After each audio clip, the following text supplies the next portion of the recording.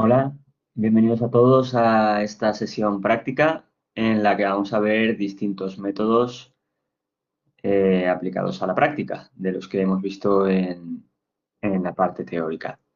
En concreto, en esta primera parte vamos a ver distintos ejemplos de cómo se pueden implementar autoencoders con Keras. Keras es una librería de alto nivel que nos facilita bastante la faena. Ahora, hoy en día ya no tanto, pero anteriormente cuando empezó a usarse TensorFlow para temas de Deep Learning, tenía un gran problema y es que la curva de aprendizaje era muy complicada, de manera muy inclinada. Entonces, pues bueno, salió este framework que lo que hacía era facilitar mucho la implementación de los distintos modelos y su entrenamiento. A día de hoy realmente se encuentra incluido dentro de TensorFlow y se suele hablar indistintamente. Yo la verdad es que ya no recomiendo que os instaléis Keras, sino que os instaléis TensorFlow y que accedáis a Keras a través de tf.keras, ¿vale? No obstante, en esta práctica lo voy a hacer utilizando el propio framework de Keras para, para que veáis que también se puede. Es exactamente lo mismo, ¿vale? Lo único que hay que hacer es cambiar Keras por tf.keras. Vale, pues tras esta primera introducción, vamos a pasar al primer ejemplo en el que vamos a implementar un primer autoencoder. Antes de implementarlo, me gustaría recordar brevemente en qué consiste un autoencoder. No sé si lo recordaréis, pero básicamente era una arquitectura que tenía dos módulos, una llamada encoder y otra llamada decoder, en la que nosotros le introducíamos datos al encoder. Este comprimía esos datos y obtenía una representación comprimida o una codificación comprimida de los datos originales. Y luego se los pasábamos al decoder, que trataba de coger esos datos comprimidos y reconstruir la entrada lo mejor posible. ¿De acuerdo? Vale, entonces a lo largo de esta práctica vamos a hacer lo siguiente. Vamos a empezar con un autoencoder muy simple, en el que tanto el encoder como el decoder van a tener una única capa, ¿vale? Y esta capa además va a ser de tipo densa. Luego complicaremos un poco la estructura añadiendo más capas. Tened en cuenta, eso sí, que se trata de una arquitectura simétrica, que si el encoder tiene 4, 8, 12, 48 capas, el decoder va a tener las mismas, por lo general, ¿vale? Salvo con todas excepciones y en casos justificados. Y tras esto, veremos que realmente cuando estamos trabajando con datos bidimensionales, conviene más utilizar capas convolucionales. Entonces, implementaremos también un autoencoder de tipo convolucional. Por último, daremos un pasito más y implementaremos un autoencoder convolucional que nos va a resolver un problema típico en el ámbito de la imagen, que es la reducción de ruido o la eliminación de ruido. Generaremos unos datos con ruido y tras ello intentaremos aplicar un autoencoder convolucional para eliminar ese ruido y recobrar las imágenes originales. ¿De acuerdo? Pues nada, vamos a comenzar. Fijaos, yo voy a ir explicando poco a poco el código para que lo tengáis en cuenta. Lo primero que hagamos, o lo primero que tenemos que hacer, en este caso, antes de nada, es venir a Edit, Notebook Settings y asegurarnos de que tenemos o bien GPU o TPU seleccionada. En este caso, da igual la que seleccionemos, ¿vale? Yo voy a seleccionar TPU, por ejemplo. Lo que permite esto es acelerar el entrenamiento, ¿vale? Ahora cuando son autoencoders con capas densas, no se nota tanto, pero cuando le empecemos a meter capas convolucionales o cuando empecemos a hacer el autoencoder más profundo, añadiéndole capas, sí que lo vamos a notar. Con lo cual es importante que no se nos olvide esto, ¿de acuerdo? Una vez hecho eso, podemos empezar con el código en sí. Lo primero que vamos a hacer va a ser importar Keras. Recordad que os he dicho que hoy en día Keras es parte de TensorFlow, con lo cual si quisiéramos utilizar Keras dentro de TensorFlow sería tan fácil como sustituir Keras por tf.keras en todos los sitios que apareciera, ¿vale? En este caso lo voy a dejar así. Vamos a definir las dimensiones de nuestro bottleneck o del espacio latente. En este caso, nuestro input van a ser imágenes de 784 elementos. ¿Por qué?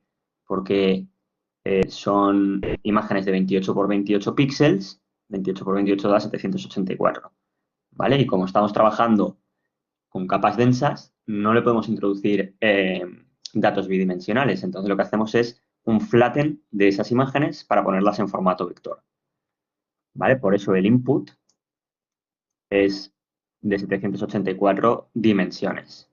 Con lo cual, lo que vamos a intentar conseguir con nuestro autoencoder es pasar de 784 dimensiones a 32 y después de 32 de nuevo a 784 dimensiones. Y con eso tratar de encontrar las imágenes originales cometiendo el menor error posible. ¿Vale? Si os dais cuenta, aquí tenemos la capa de entrada por donde van a entrar los 784 píxeles de cada imagen. Luego tenemos una capa densa, que es la que nos va a comprimir la información. Esto es el encoder, ¿vale? Si quisiéramos añadirle capas, pues tendríamos que añadir capas aquí. Luego tenemos el decoder, que lo que hace es utilizar la salida del encoder para obtener la imagen reconstruida. Y nuestro modelo va a consistir en la entrada, que en este caso van a ser los 784 píxeles, y la salida, ¿vale? Aquí este elemento de aquí son los inputs y este elemento de aquí son los outputs, ¿de acuerdo? Con lo cual, si ejecutamos esto,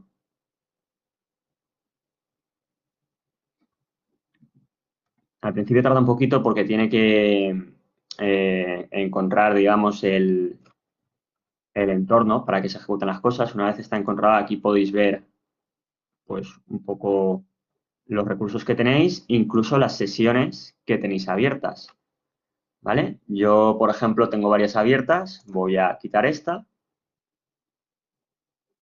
No me hace falta. Y así me aseguro de que me va a funcionar bien. Puede ser que os salte un mensaje alguna vez diciendo tenéis demasiadas sesiones abiertas, eliminad alguna. Bueno, pues cogéis las que no estáis utilizando y las cerráis, ¿vale? Perfecto, pues nada, daos cuenta también, que esto sí que es importante, que el encoder, la función de activación que tiene es de tipo ReLU, ¿vale? No pongáis una función de activación de tipo sigmoid en el encoder, porque lo que estáis haciendo es reducir mucho las posibilidades de codificación de dicho encoder. Recordad que la función sigmoide satura entre 0 y 1, con lo cual vais a intentar comprimir la información de 784 elementos a 32 y no solo eso, sino que además lo vais a intentar meter entre 0 y 1, ¿vale? En un principio, si los datos de entrada estuvieran entre 0 y 1, no debería haber problema, pero es mejor utilizar la función de activación de tipo ReLU porque además entrena más rápido, ¿vale? Mejora la convergencia. Sin embargo, luego para la salida sí que podemos utilizar una función de activación de tipo sigmoid, ¿vale? ¿Por qué? Porque vamos a pedirle precisamente eso, que nos devuelva datos entre 0 y 1, donde 0 va a ser el negro y 1 va a ser el blanco. Ahora luego visualizaremos las imágenes para que entendáis qué es lo que estamos haciendo. Entonces ya tenemos el autoencoder definido, ¿de acuerdo? Luego vamos a crearnos la mitad del módulo únicamente, es decir, solamente el encoder. Aquí lo podéis ver, ¿vale? El encoder lo que hace es que coge las imágenes y las comprime. Entonces, ejecutamos esto también y ya lo tenemos, ¿vale?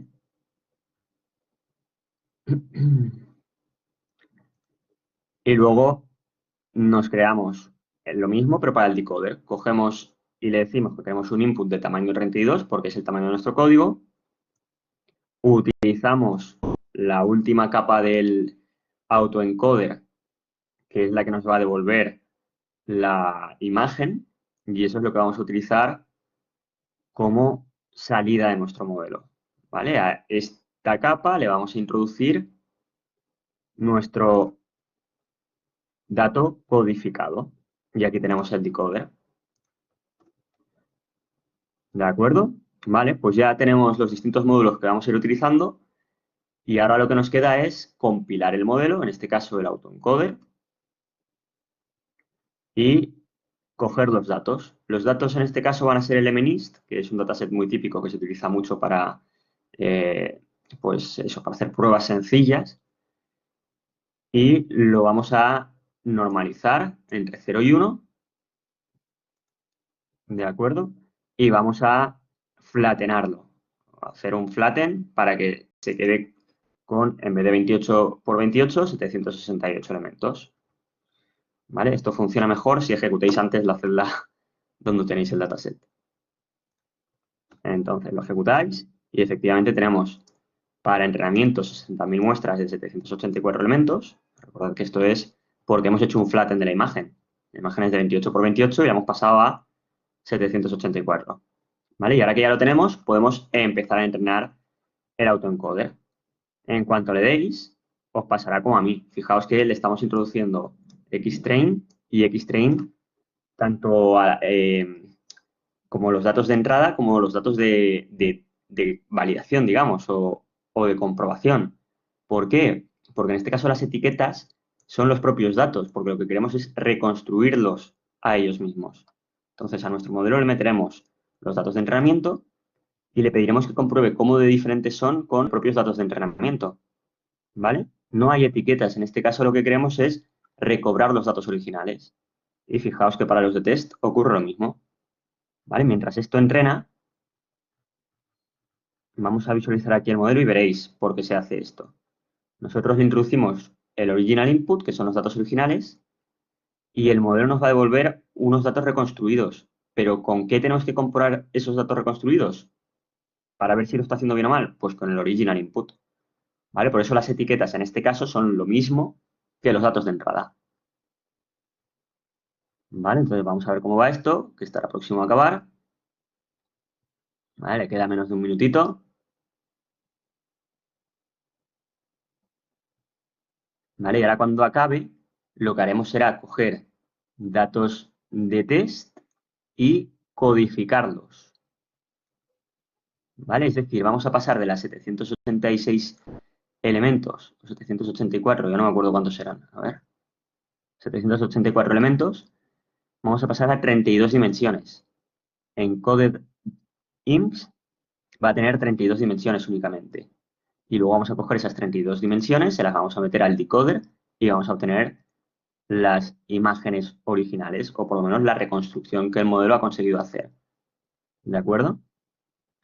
Ahora cuando acabe ejecutaremos esta celda y os voy a enseñar las dimensiones de estos dos elementos también, para que veáis que realmente lo que está ocurriendo es eso. Estamos cogiendo los datos originales, comprimiéndolos y luego descomprimiéndolos. Por supuesto, durante este proceso existen pérdidas. Como vimos en la teoría, al comprimir los datos, estamos eliminando información que luego no vamos a tener a la hora de reconstruirlos. ¿Vale? Entonces, fijaos, ya ha terminado el entrenamiento, hemos obtenido unas pérdidas del 0,09 en validación. Así a priori esto no nos dice nada, pero nos va a servir para comparar los distintos ejemplos que vamos a hacer. ¿Vale? Entonces, a ver si acaba esto, que no le debería quedar mucho.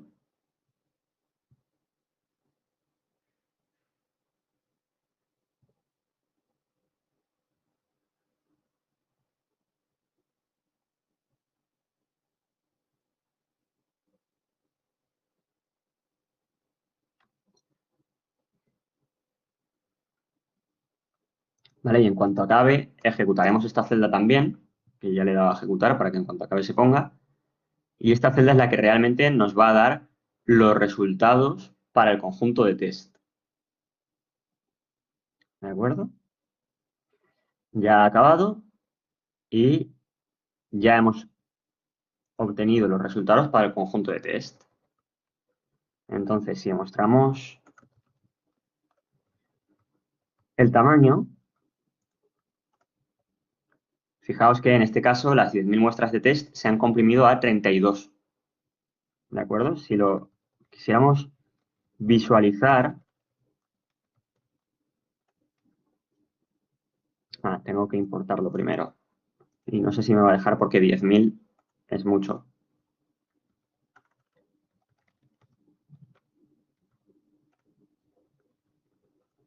Entonces, en vez de las 10.000,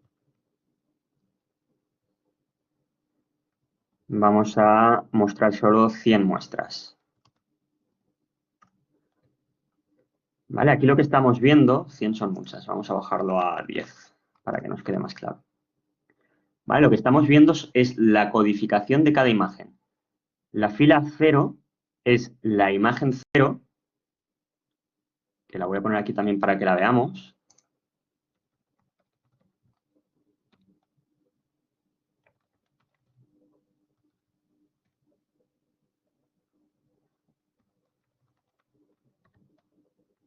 Recordad que hay que hacer el reshape.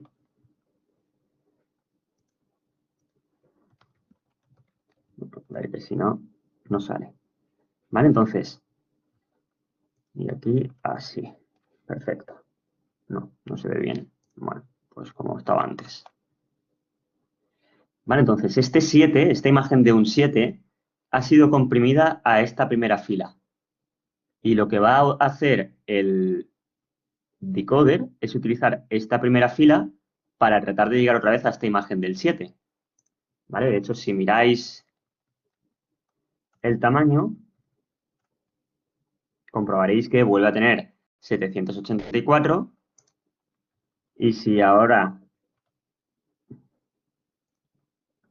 mostramos esta imagen,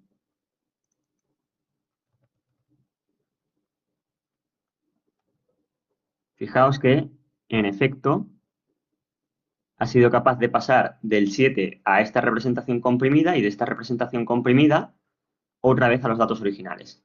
Cometiendo cierto error, por supuesto, pero bueno, teniendo en cuenta que de 784 a 32 dimensiones ha reducido mucho la dimensionalidad, ¿vale? Aquí tenemos los datos originales en la primera fila y la reconstrucción para varios ejemplos. Fijaos que realmente está funcionando bastante bien, con únicamente una capa por módulo, ¿vale? Recordad, que lo hemos definido aquí arriba antes, que nuestro modelo es simplemente una capa densa, ¿vale? En el encoder, que tiene como entrada 784 elementos y saca 32, y una capa densa en el decoder, que tiene como entrada 32 elementos y saca 784. Eso es todo, ¿vale? Pues fijaos que solamente con esa tontería ya hemos sido capaces de reconstruir nuestros datos bastante bien, ¿vale? Y en este caso en concreto, con esta arquitectura de una sola capa, lo que estamos haciendo es muy similar a lo que hace la PCA. Lo que obtenemos en el bottleneck, el código que obtiene el encoder, es similar a lo que tendríamos si aplicáramos una PCA. ¿Vale? Aquí os dejo un vídeo que probablemente hayáis visto ya en la parte teórica, pero si no lo habéis visto, os recomiendo que lo veáis. Dura 8 minutitos de Geoffrey Hinton y está muy bien porque compara la PCA con los autoencoders. Vale. Visto esto, vamos a intentar complicarlo un poquito. Vamos a, en vez de utilizar una única capa, vamos a utilizar varias de ellas. En este caso vamos a tener 3 capas densas. ¿De acuerdo? Una con 128 neuronas, otra con 64 y la última con 32, que es la que nos va a devolver el código comprimido. Luego, por otra parte, tendremos la descompresión, ¿de acuerdo? Que se pasará de 32 a 64, fijaos que esto es simétrico, de 64 a 128 y de 128 a 784. ¿Vale? Pues si ejecutamos esto y la siguiente celda, para que vaya entrenando, ¿de acuerdo? Pues conseguiremos unos mejores resultados porque ahora estamos complicando el modelo, estamos haciéndolo más complejo, con lo cual va a ser capaz de obtener una representación más acertada. Estas representaciones que hemos visto antes, en el caso de este modelo que estamos entrenando ahora, van a ser mejores que las del modelo que entrenamos previamente. Ahí fijaos que realmente hemos hecho lo mismo. Hemos creado un modelo donde le introducimos la entrada, o donde indicamos que la entrada va a ser la imagen y la salida va a ser pues eso, la salida del decodificador. Luego lo compilamos. No le hagáis mucho caso tampoco al optimizador y a las pérdidas. En este caso, para casi siempre que tengáis un problema de Deep Learning, se suele utilizar Adam. ¿Vale? Da buenos resultados prácticamente siempre. Puede que no dé los mejores que podéis obtener, pero da buenos resultados, con lo cual es un buen punto de partida. Y luego las pérdidas se utiliza el Binary Cross Entropy, porque en este caso estamos trabajando con imágenes en escala de grises, que van a ir entre 0 y 1. ¿Vale? Vale, pues fijaos, aquí estamos entrenando. Las pérdidas que habíamos conseguido antes en validación eran de 0,09 y en este caso ya las hemos igualado. Y fijaos que faltan todavía 80 Hz.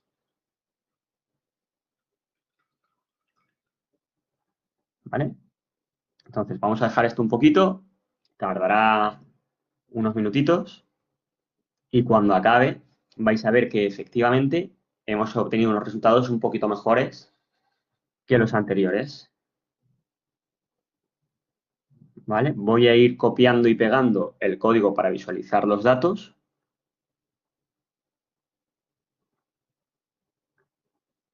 ¿Vale? Después de entrenar necesitamos procesar los datos de test. Hacemos igual que hemos hecho antes. ¿Vale? El encoder va a tener como entrada los datos de test, producirá la representación comprimida y el decoder va a tener como entrada los datos comprimidos y producirá la reconstrucción de la entrada. Tras eso, visualizaremos, igual que hemos hecho antes,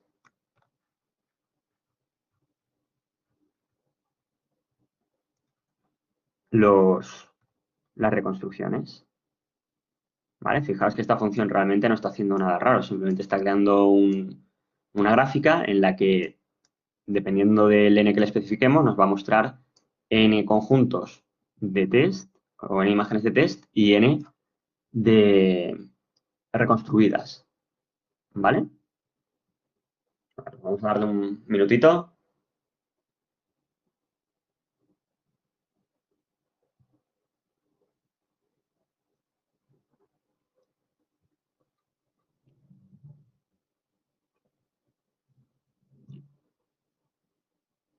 Bueno, como esto ya está aquí escrito, pues os dais cuenta de que efectivamente esta arquitectura va a mejorar un poquito los resultados. Ya mirando aquí se puede ver cómo las pérdidas de validación ya han mejorado. ¿De acuerdo? Y efectivamente, pues no sé si lo llegaremos a notar porque realmente las imágenes que estamos trabajando, o con las que estamos trabajando, mejor dicho, son bastante sencillas. Entonces, pues ese nivel de pérdidas tampoco es posible que tampoco se note mucho. Pero el caso es que cuanto más complejo sea el autoencoder, va a ser capaz de resolver tareas más difíciles. Y por otra parte también va a tener el problema de que va a cometer más overfitting. ¿Vale? Ya sabéis de la práctica que los autoencoders tienen el problema de que son capaces de reconstruir los datos con los que han sido entrenados casi perfectamente, pero si quisiéramos meterle un código latente ciertamente modificado, lo que nos devolvería el decoder con ese código, que es muy parecido a uno que ha visto en el entrenamiento, pero ligeramente modificado, iba a ser una imagen que no iba a ser realista. ¿Vale? Eso se debe a que el autoencoder todo lo que tiene que conseguir es pasar de muchas dimensiones a pocas y luego de pocas a muchas, pero para los datos que nosotros le damos. No hay ningún término de regularización.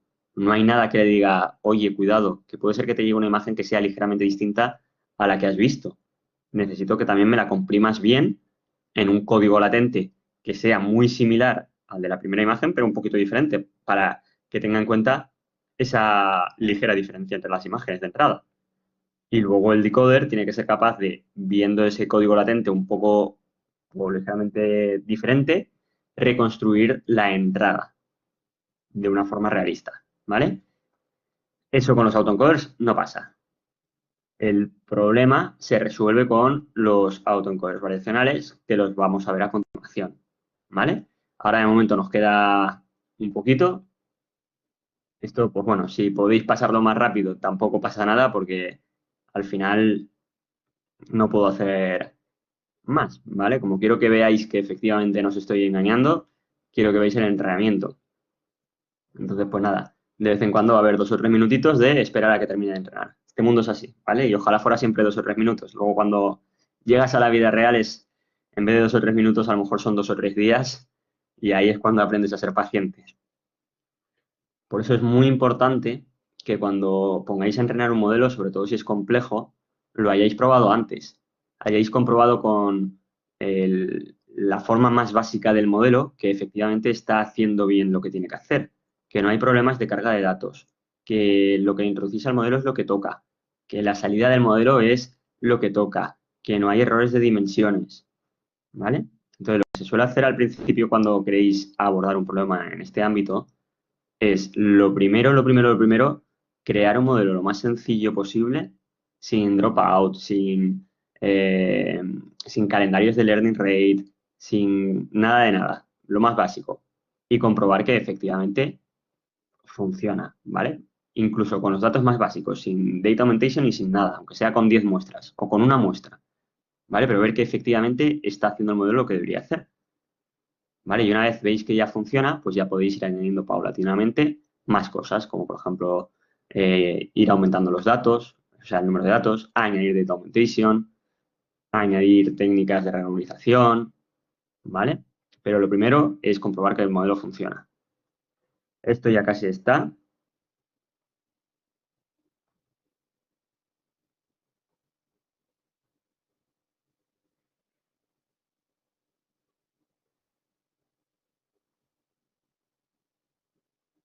Si por alguna de aquellas a vosotros os tarda más de 4 segundos por iteración, tened en cuenta que puede ser que sea porque no hayáis especificado aquí en Notebook Settings que queréis un acelerador de hardware. ¿Vale? Es muy importante que sobre todo ya a partir de este punto lo tengáis habilitado. Si no, pues en vez de, no sé, que habremos estado 5 minutos esperando a que acabe, igual os tiráis 50. ¿Vale? Lo notaréis enseguida, o sea que no os preocupéis. Si veis que ejecutáis y va muy lento, lo paráis, cambiáis el hardware accelerator y lo volvéis a ejecutar.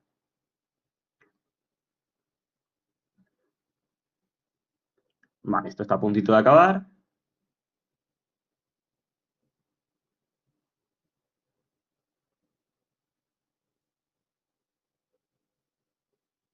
Vale, ya ha acabado. Pues lo que vamos a hacer es visualizarlo. Fijaos que en este caso hemos obtenido también las imágenes reconstruidas. A simple vista quizá no vemos gran diferencia, pero las pérdidas sí que han bajado a 0,8, ¿vale? Cuando antes estaban en 0,9, 0,09, ¿vale? Perfecto. Pues nada, hemos visto cómo complicar la arquitectura añadiendo más capas y lo que vamos a hacer ahora es, ya que estamos trabajando con imágenes, pues utilizar capas que sean buenas con imágenes. ¿Y estas capas cuáles son? Pues eso es, las convolucionales. ¿Vale? Lo voy a ejecutar todo y luego voy a volver atrás y os lo voy a explicar para que así vaya entrenando.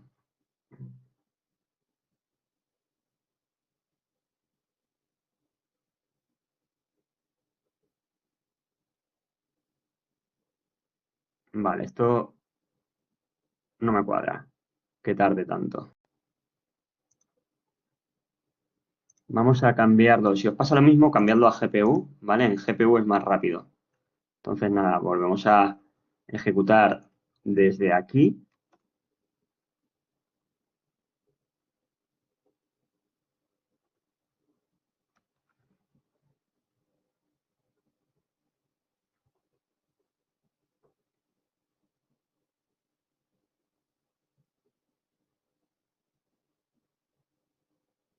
¿Vale? Y a ver ahora cuánto dice que tarda.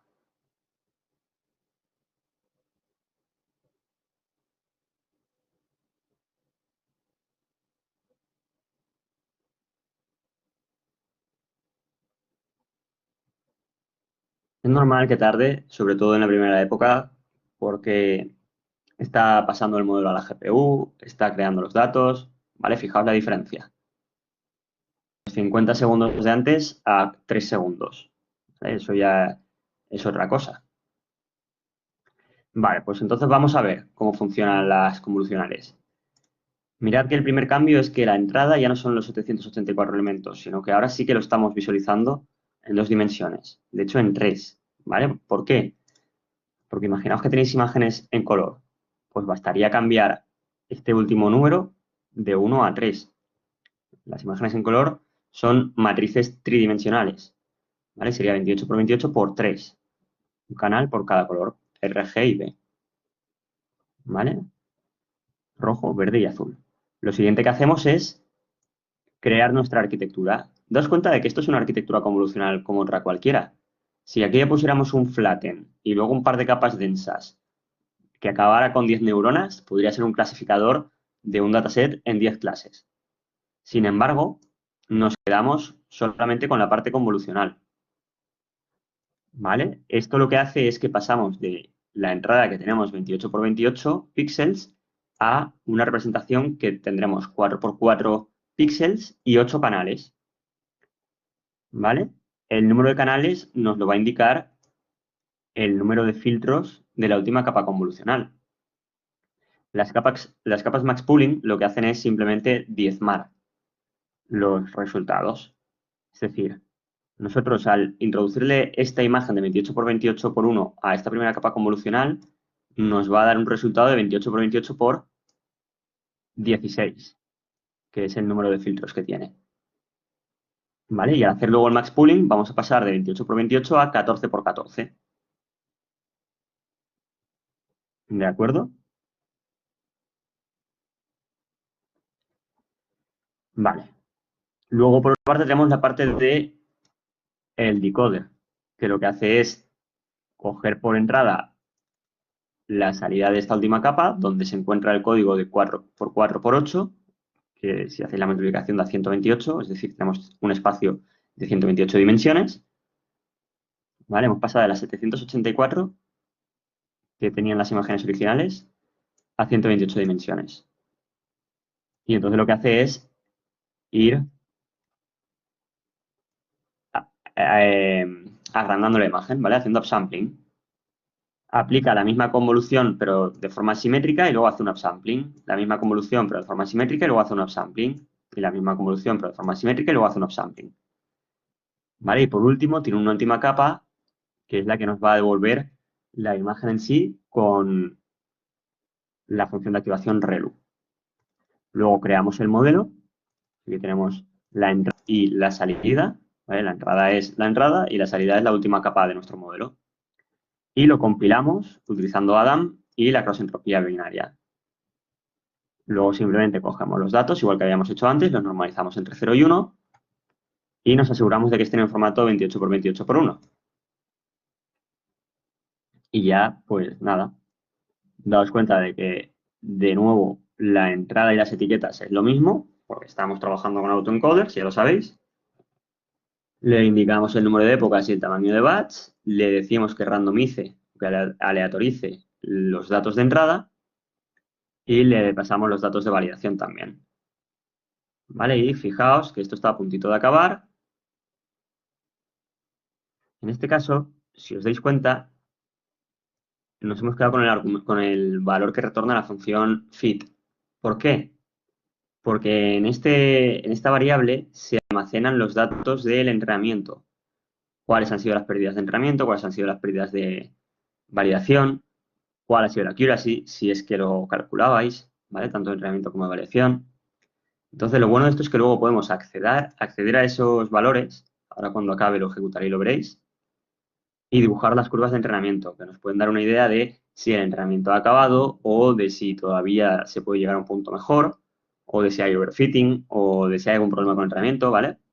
Estas curvas de entrenamiento son muy importantes, sobre todo cuando estáis implementando algo nuevo y no sabéis qué tal funciona. Lo primero es, lo que os he dicho antes, probar con lo más sencillo que podáis e inspeccionar esas curvas de entrenamiento. Como bien sabéis, deberían ir hacia abajo, deberían decrecer.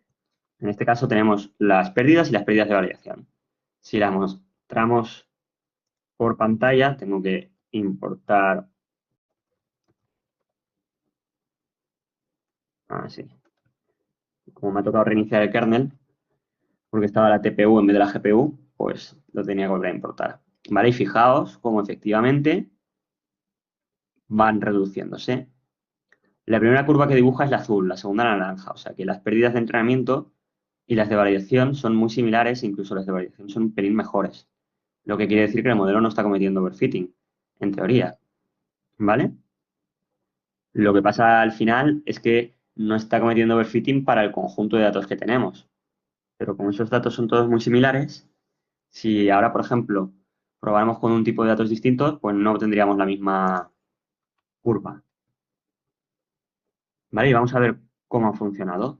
Fijaos que en este caso funciona mejor, ¿vale? El 5, que antes salía muy regular, el 9, está funcionando bastante mejor, ¿vale? Aquí el 5 y el 9, si bajamos otra vez y los visualizamos, daos cuenta de que en este caso lo hace mejor, ¿vale? Además, podemos visualizar también el código latente, que son lo que produce el encoder. El encoder producía datos con dimensiones 8×8×4, ¿vale? Lo tenemos aquí arriba.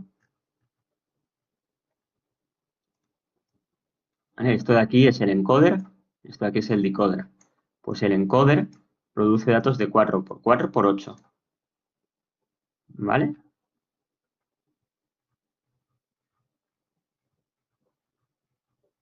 Entonces podemos visualizar esos datos. Fijaos que para poder visualizarlo lo que hemos hecho ha sido eh, pasarlo a forma 4×32. Entonces, para cada imagen tenemos una columna que es, digamos, su codificación. Esto tiene 128 elementos, ¿vale? 8×8×4. Y con esto es con lo que el decoder es capaz de reconstruir los datos de, de entrada, ¿vale? Perfecto. Pues nada, vamos a pasar a una nueva tarea que me gusta mucho y que es una aplicación de los métodos generativos. Y esta es la reducción de ruido en imágenes. Vamos a cargar nuestros datos y le vamos a añadir ruido, ¿vale? Y luego vamos a asegurarnos que los datos no tengan valores fuera de 0 y 1. Entonces, si ejecutamos esta celda y visualizamos los datos, fijaos que ahora nuestros datos tienen esta apariencia. Voy a ejecutarlo todo para que vaya entrenando, porque va a tardar un ratito, ¿vale? Pero fijaos que realmente lo que hemos hecho ha sido eso. Esto es lo que hacíamos antes para poder introducirle los datos a nuestro autoencoder. Cargábamos los datos del MNIST, los normalizábamos y nos asegurábamos de que estuvieran en el formato que quiere nuestro autoencoder, que es 28×28×1. Por otra parte, ahora en este caso vamos a coger y le vamos a añadir ruido, extraído de una distribución normal, centrada en 0 y con desviación estándar 1, ¿vale? O sea, ruido gaussiano. Y por último, vamos a asegurarnos de que nuestras imágenes no tengan valores fuera de 0 y 1, porque eso es precisamente lo que perseguimos al normalizar, ¿vale? Y bueno, pues podéis ver que realmente existe mucho ruido y que a nosotros nos puede costar bastante darnos cuenta de qué es cada número. Entonces, lo que vamos a intentar ahora es, con esta arquitectura, ¿vale? Que fijaos que tiene dos capas convolucionales en el encoder y dos capas convolucionales en el decoder, vamos a tratar de reducir el ruido. En este caso, hemos eliminado capas del anterior para obtener una representación más grande, ¿vale? Con más elementos. Eso lo que va a hacer es que el decoder va a tener más información a la hora de reconstruir los datos. ¿Por qué hacemos esto? Porque si no, el decoder lo tendría bastante difícil. El encoder tendría que conseguir él solo descubrir qué es el ruido y qué no es el ruido para crear una codificación buena de las imágenes y que el decoder sea capaz de encontrar la reconstrucción sin ruido. ¿Vale?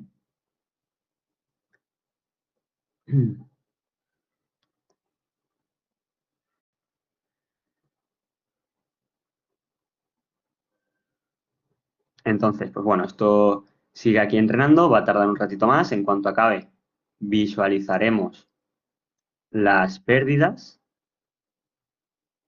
y las imágenes originales con ruido y las reconstruidas para ver si efectivamente nuestro autoencoder convolucional está consiguiendo eliminar el ruido de las imágenes. ¿Vale? Otra cosa muy importante cuando entrenéis este tipo de algoritmos, o cualquiera, es daros cuenta o prestar atención a qué ocurre con las pérdidas, tanto de validación como de entrenamiento. Por lo general, ambas tienen que decrecer y por lo general ambas tienen que ser lo más parejas posibles. Esto quiere decir que si, por ejemplo, aquí las pérdidas de entrenamiento son 0,11 y aquí de repente veis 0,50 o 2 o 4 o 50, algo está funcionando mal. Hay un overfitting tremendo y no está funcionando bien el modelo. ¿Vale? O si veis que estas pérdidas oscilan, que ahora está en 0,10, pero luego vuelve a 0,15, luego vuelve a 0,8, eso puede ser indicador de que habéis puesto un learning rate muy alto. ¿Vale? Con lo cual, lo primero que haría yo sería disminuir el learning rate y ver si mejora. Porque al final lo que tenemos que conseguir es una curva, digamos, monótonamente decreciente, que siempre baje, ¿vale? O por lo menos, aunque tenga un pequeño rizado, pero que siempre en media, en tendencia, vaya hacia abajo.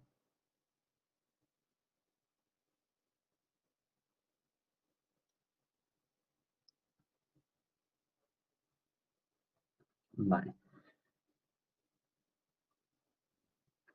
Una vez acabemos con este ejemplo, pasaremos a ver el Variational Autoencoder. ¿De acuerdo? Y lo que vamos a hacer es implementar un Variational Autoencoder bastante sencillito y visualizar el espacio latente para entender cuál es la mejora que aporta, qué es lo que consigue, ¿vale? Que no es otra cosa que ordenarlo un poco. ¿Para qué? Pues para que cuando luego nosotros queremos utilizar únicamente el decoder, nosotros puede ser que nuestra meta sea entrenar un autoencoder, pero para luego poder generar imágenes nuevas, con lo cual soltaríamos el encoder y nos quedaríamos únicamente con el decoder. Y lo que haríamos sería meterle códigos al decoder ligeramente distintos cada vez para generar imágenes ligeramente distintas cada vez. Eso es lo que no sabe hacer un autoencoder. ¿Por qué? Porque hay mucho overfitting. Entonces, ajusta muy bien sus pesos para ser capaz de reconstruir los datos con los que ha sido entrenado. Pero en cuanto modificas ligeramente esos datos y el código varía, pues ya no es capaz de reconstruir la entrada un poco modificada, sino que reconstruiría algo que no tendría demasiado que ver. ¿Vale? Eso es lo que arregla los autoencoders variacionales. ¿Por qué? Pues porque, como ya habéis visto en la teoría, introducen una mejora aquí en el bottleneck, que es que en vez de predecir un punto del espacio latente, predice una distribución. Es decir, nos está dando una serie de posibilidades de puntos latentes, con lo cual nosotros lo que tenemos que hacer al final es muestrear esa distribución de probabilidad, obtener una muestra, un punto, pasárselo al decoder y el decoder nos devolverá la imagen reconstruida.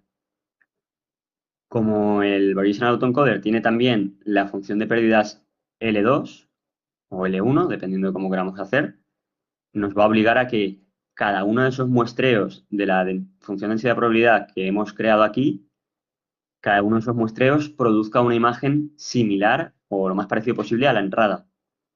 ¿Qué estamos haciendo con eso? Pues que no solamente el punto en concreto del espacio latente me genere un dato parecido al de la entrada, sino que el punto en concreto, que sería la media, ¿vale? Recordad que el autoencoder variacional nos devuelve la media y la desviación estándar. Entonces, el punto en concreto, que sería la media, estaría aquí, pero gracias a las desviaciones estándar, pues no solamente ese punto en concreto, sino que todo el vecindario de ese punto va a producir una imagen similar a la de la entrada. ¿Vale? Y cuando tengamos varias clases, pues cada clase tendrá una media distinta y cada clase tendrá también una desviación estándar distinta, con lo cual seremos capaces de tener un espacio centrado en cero y de forma gaussiana, porque al final nosotros estamos pretendiendo que la distribución que predice el encoder sea similar a una normal, centrada en cero y con desviación estándar igual a 1. ¿Vale? Entonces al final tenemos nuestros datos ahí centrados y se podrá viajar por ese espacio latente porque será más regular, será más suave y nos permitirá producir imágenes que aunque serán más borrosas que las que conseguiría un autoencoder, a cambio nos dará esa facilidad para generar imágenes similares que todavía sean realistas, ¿vale? Eso lo vamos a ver ahora enseguida a continuación. Vamos a ver si ha acabado ya el entrenamiento.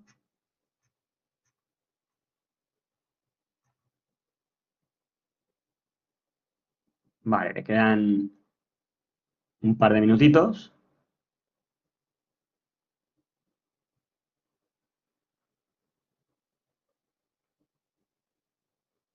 Y en cuanto acabe veremos, aunque ya os he hecho aquí un spoiler, si efectivamente hemos conseguido reducir el ruido o no.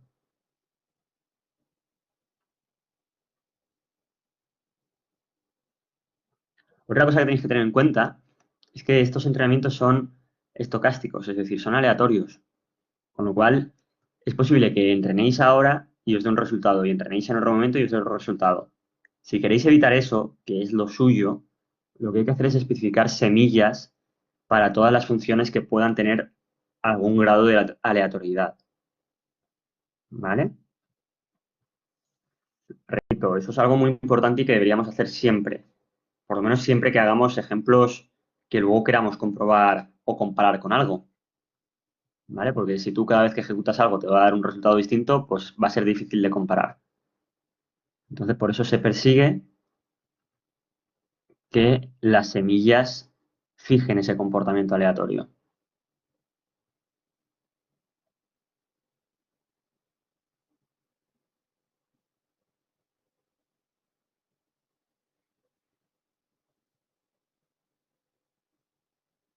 ¿Vale? Ya casi está. Quedan 30 segunditos.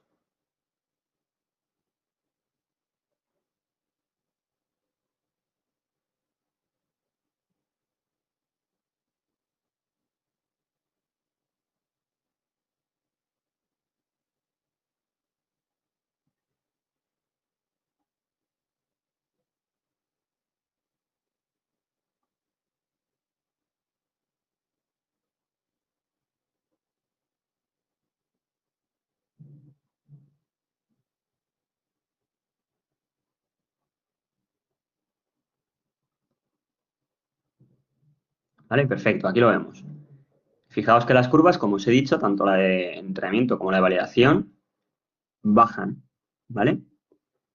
Podéis ver que el comportamiento de la curva naranja, que es la de validación, es un poco más, tiene más picos, ¿vale? Como más rizado. Esto es algo normal. Tened en cuenta que los datos que estáis utilizando para optimizar los pesos de la red son los de entrenamiento. Entonces, como los de validación son ligeramente distintos, pues habrá veces que el paso que da la red al actualizar los pesos sea buena para esos datos de validación, pero habrá veces que sea buena únicamente para los de entrenamiento, ¿vale? Y ahí es cuando sube las pérdidas de validación. Lo importante es que al final pues consigamos que estén lo más parejas posibles, ¿vale? Y vamos a ver si efectivamente hemos conseguido reducir el ruido, ¿vale? Fijaos, mirad qué maravilla. Hemos pasado de imágenes que prácticamente, pues bueno, en mi opinión era muy, muy difícil saber de qué número se trataba. Y fijaos que lo que obtenemos es imágenes completamente nítidas. ¿Vale? Perfecto. Pues hasta aquí la parte de autoencoders.